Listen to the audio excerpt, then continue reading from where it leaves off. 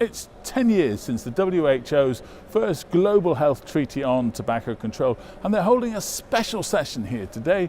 We popped in to take a look.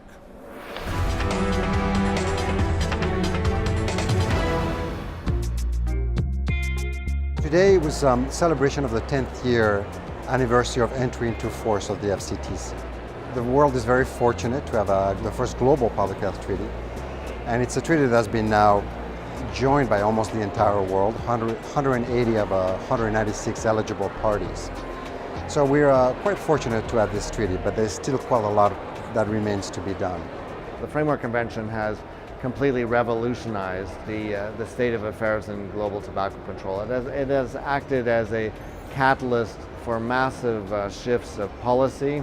It's the first drug control treaty in the United Nations system to include a core set of demand reduction measures, those measures that are proven to reduce tobacco use.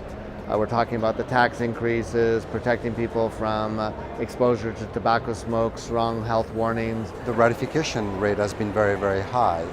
As of today, we have 180 out of 196 parties, almost the entire world. We also have been lucky to have been able to develop guidelines on how to implement the treaty, to assist countries with the implementation of the treaty. So we have very strong evidence-based guidelines on how to implement some of the key measures of the treaty, such as smoke-free policies, how to ban the advertising of tobacco products, how to help smokers that are to quit, and even one on how to assist governments with the implementation of tax policies. There's been phenomenal changes in a short period of time. For example, in year 2008, when we released our first WHO report on the global tobacco epidemic, we had about 1 billion people in the world that were covered by at least one of these Empower measures at the highest level of attainment. A lot has changed, and we've seen quite a lot of progress. I mean, compared to 2000, before when the treaty was just starting to be negotiated.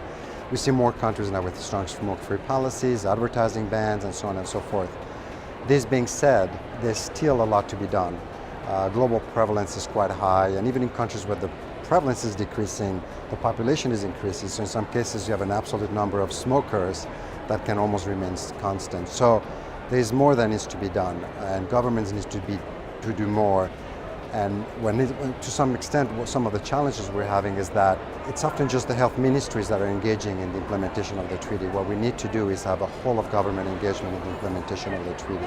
Prevalence in men and women is falling, but not enough.